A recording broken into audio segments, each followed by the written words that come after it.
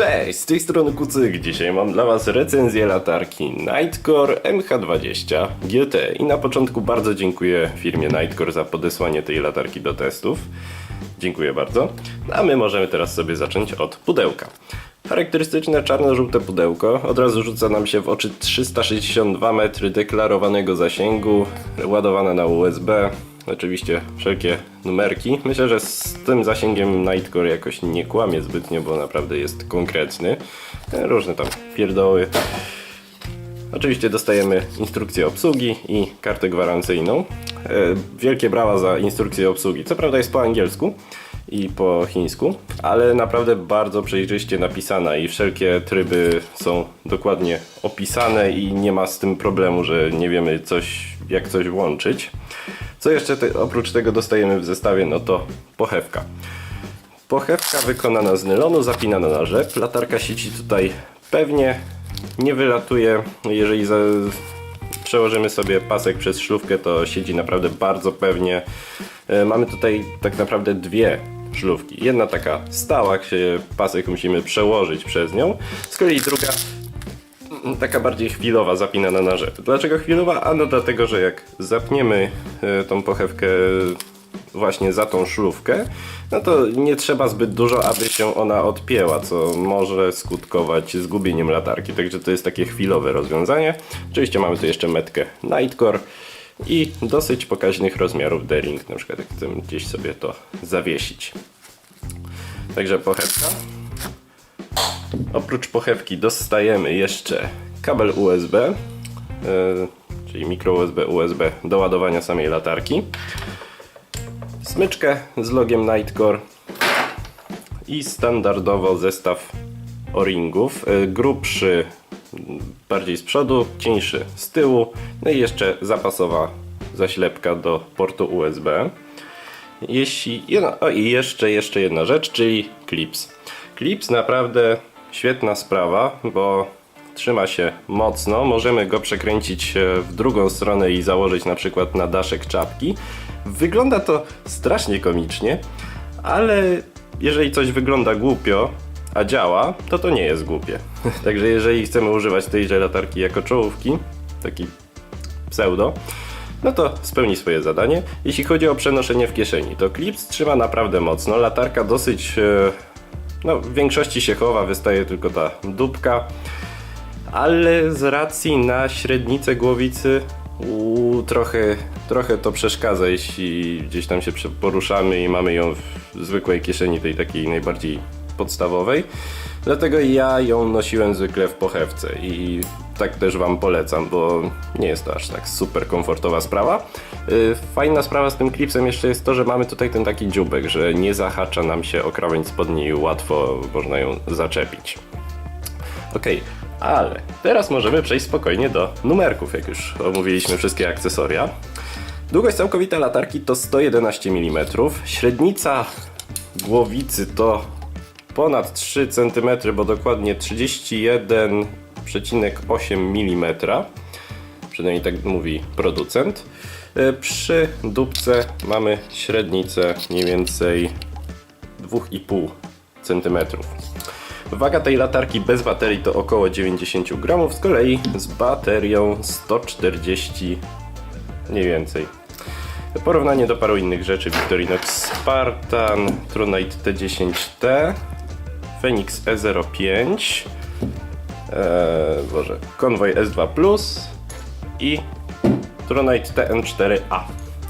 Także latarka dosyć kompaktowa, a bije na głowę Convoya i Tronite'a. Naprawdę zasięg ma niesamowity, jak na dosyć kompaktowe rozmiary. Właśnie Nitecore chwali się, że to jest jedna z najbardziej kompaktowych latarek z największym zasięgiem. Ok, ale całość. Latarka wykonana z aluminium oczywiście, anodyzowanego na 3 stopień twardości. Mamy tutaj normę IPX8, czyli zanurzenia do 2 metrów i upadki z 1,5. Jak widzicie, jest trochę poobijana, a to oczywiście ze względu na testy. Spadała, działa dalej, nie ma naprawdę się do czego przyczepić. No, delikatne tam jakieś uszkodzenia kosmetyczny tylko. Jeśli chodzi o zanurzenia, no to na pewno się martwicie o port USB. I sprawdziłem to. Latarka przeżyła, żadna woda się nie dostała pod zaślepkę, także działa to tak jak powinno. Myślę, że spokojnie jakieś tam większe zanurzenia przeżyje. Co do zasilania, latarka może działać na akumulatory 18650, w sensie jeden akumulator, bądź też dwie baterie CR123 lub te odpowiedniki ładowalne. Jednak jeżeli chcemy korzystać z opcji ładowania tej latarki, to tylko z akumulatorem 18650. Mam nadzieję, że Nightcore nie zabije mnie za to, że używam akumulatora konkurencji. W każdym razie, kiedy odkręcimy i dokręcimy tył, to przycisk zacznie nam mrugać, informując o stanie naładowania baterii. 3 mrugnięcia, przerwa i nie liczyłem. W każdym razie, jak ostatnio sprawdzałem, to było 3,7 V, czyli 3 mrugnięcia, przerwa, 7 mrugnięć. Także mamy informację, jaki jest stan naładowania akumulatora. Naprawdę świetna sprawa, bo nie musimy tego jakoś inaczej sprawdzać i wiemy, na czym stoimy. Ok. Reflektor. Jak widzicie, reflektor jest gładki, skąd też ten bardzo pokaźny zasięg. Jakieś tu mam odciski palców jakieś się zawieruszyły. Dioda to XPL HI V3. Mi to za dużo nie mówi, ale naprawdę barwa światła jest taka bardziej zbliżona trochę do chłodnego białego. Zresztą możecie jakoś to zauważyć. To wygląda biało, ale tak w rzeczywistości jest troszeczkę zbliżona bardziej do delikatne ma niebieskie zabarwienie. O, w ten sposób. Naprawdę reflektor świetna sprawa. Mamy tutaj jeszcze szkiełko z powłoką antyrefleksyjną. Właśnie tak fajnie się świeci na fioletowo. Ok, jeśli chodzi o jeszcze samą obudowę, to tutaj mamy nacięcia, które odprowadzają ciepło, bo na najwyższym trybie tego 1000 lumenów to latarka może się trochę nagrzać i właśnie to świetnie odprowadza ciepło na obudowę i tak dalej. No na pewno jest to lepsze niż w konwoju S2+, który naprawdę potrafił się tak nagrzać, że ciężko było go utrzymać w rękach. Także tutaj na pewno jest to lepiej rozwiązane. W ogóle sam klips i te jakieś takie wyżłobienia, takie wypustki zapobiegają temu, że latarka się nie będzie staczać z nierównej powierzchni. Sama latarka też może stać jako świeczka i jeżeli zgaśnie nam prąd, to spokojnie może służyć jako awaryjna lampka i naprawdę świetnie to rozświetla cały pokój. Sprawdziłem w łazience. Ok, ale chyba możemy teraz przejść do omówienia przycisku najpierw, spokojnie, i wszystkich trybów. Sam przycisk jest o tyle fajny, że działa jak spust migawki, czyli najpierw mamy takie delikatne wciśnięcie, jak widzicie, ona tutaj mruga, to zaraz powiem, o co tu chodzi. No i pełne dociśnięcie, które włącza latarkę. Przy wyłączonej latarce, jeżeli wciśniemy miękko, będę mówił tak miękko i twardo, to wtedy włącza nam się taki znacznik, czyli co tam chyba 3 sekundy latarka mruga na niebiesko, żeby łatwiej ją było znaleźć gdzieś w ciemności. Według producenta chyba to ona będzie świecić przez rok w ten sposób, jeżeli zostawimy na pełnym akumulatorze. Z kolei to się resetuje przy każdym włączeniu i wyłączeniu latarki, ale jeżeli chcemy wiedzieć, gdzie jest latarka, to musimy na wpół wcisnąć i wtedy to działa. Z kolei latarkę włączamy poprzez zwykłe wciśnięcie do końca przycisku. Widzicie, jak to działa.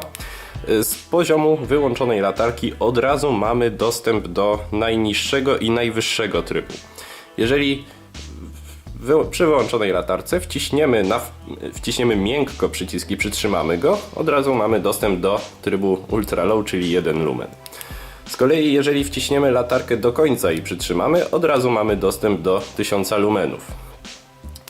Także spoko sprawa, bo nie musimy zbytnio pamiętać, nie wiem, na przykład zostawiliśmy latarkę na trybie medium, a nie chcemy, jesteśmy w środku lasu, nie chcemy odzwyczaić wzroku, no to wystarczy, że przytrzymamy sobie i mamy od razu ten najniższy tryb i nie oślepimy się.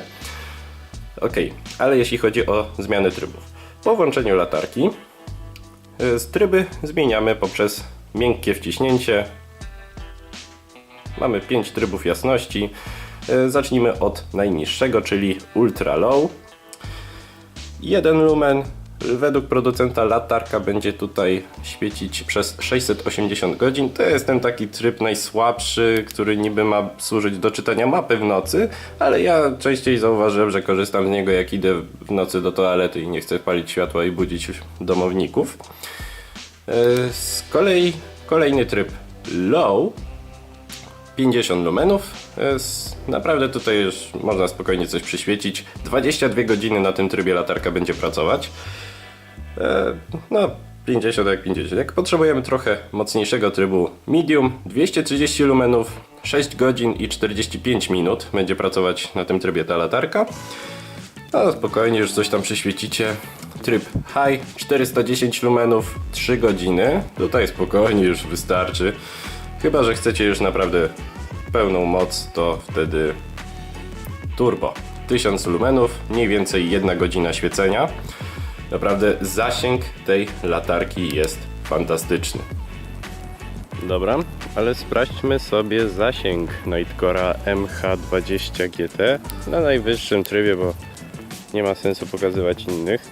To jest takie pole mniej więcej 30, no tam dalej to już do 50 metrów myślę i spokojnie ja wszystko widzę. Na kamerze trochę gorzej to wygląda. O, i piękny ten promień światła. Cóż to za cuda. Jakby ktoś się zastanawiał, tak, to jest uprawa konopi włóknistych. Mogę sobie spokojnie całe to pole oświetlić bez najmniejszego problemu. Naprawdę zasięg tej latarki jest imponujący. W roli latarki na rower Nightcore też spisuje się świetnie. Naprawdę widzę całą drogę, nawet więcej niż potrzebuję.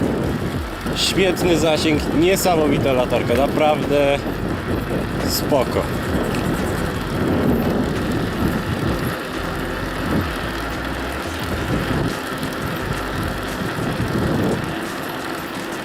Jeśli jeszcze chodzi o ten tryb turbo, to mamy do niego dostęp z każdego innego poziomu. Oprócz tego, że jak wyłączymy latarkę i wciśniemy na maksa przycisk, to od razu włączy nam się turbo. To jeszcze nie wiem, przykładowo jestem na trybie low, przytrzymam miękko przycisk, od razu przechodzi mi do turbo. Także jeżeli potrzebujemy jakoś tak w ten sposób od razu dojść do tego 1000 lumenów, to właśnie w ten sposób. Mamy jeszcze 3 tryby specjalne, czyli stroboskop, SOS i beacon, czyli taki znacznik. Aby się do nich dostać, musimy włączyć latarkę z byle którego trybu, przytrzymać na maksa przez chwilkę, wtedy włącza nam się najpierw stroboskop. I do stroboskopu mam delikatne zastrzeżenie. Moim zdaniem jest on za szybki. Wybaczcie, potrąciłem kamerę. Przykładowo TrueNight, akurat w TrueNightie moim zdaniem jest to lepsze, bo ten... Jak to się robiło? O.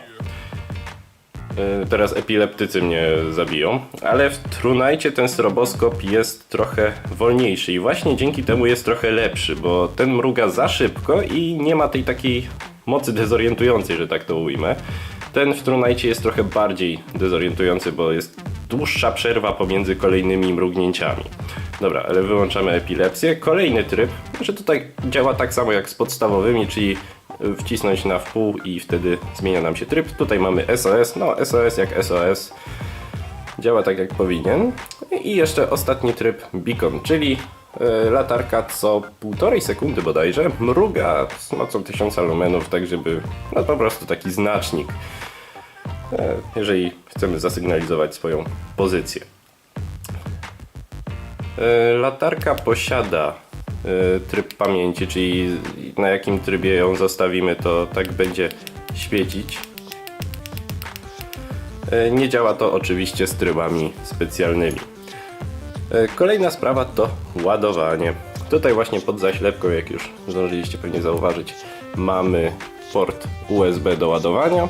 Kiedy podłączymy latarkę do gniazdka, przycisk mruga nam na niebiesko. Z kolei jeżeli latarka jest w pełni naładowana, to świeci on światłem stałym, także taki znacznik, jak to się ładuje. No i co? W zasadzie... jeszcze jedna sprawa, no to zabezpieczenie przed włożeniem na odwrót akumulatora, czyli przed odwrotną polaryzacją. W ogóle latarkę możemy rozkręcić na 3 części. Tak to wygląda. Oczywiście styki mamy tutaj pozłacane. Jeżeli włożymy latarkę na odwrót, to ona jest na tyle mądra, że potrafi się przed tym zabezpieczyć i żadne podzespoły nie spłoną, czy tam się nie stopią. Także koniec końców ta latarka naprawdę bardzo przypadła mi do gustu, bo jak na tak dosyć kompaktowe rozmiary, bo to nie jest jakaś super duża latarka, no konwoj przykładowo. Naprawdę latarka nie jest super duża, a ma ogromną moc, bo 1000 lumenów spokojnie do większości zadań wystarczy. Zasięg niesamowity, no prawie że szperacz, a naprawdę nie jest duża. I teraz jak już skończę testy tej latarki, to będzie mi się trochę głupio tak przesiąść na Trunite'a T10T, którego zwykle używam, bo jest mniejszy po prostu.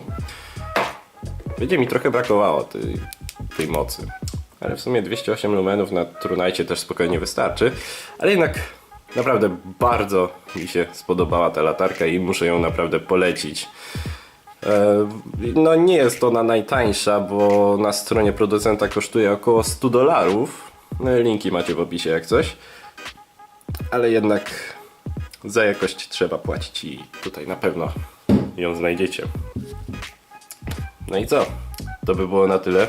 Ja wam bardzo serdecznie dziękuję za oglądanie. Dziękuję jeszcze raz Nightcore'owi za podesłanie tej latarki do testów. Zapraszam was na mojego Facebooka, na Instagrama, do komentarzy, do ocen. No i cześć!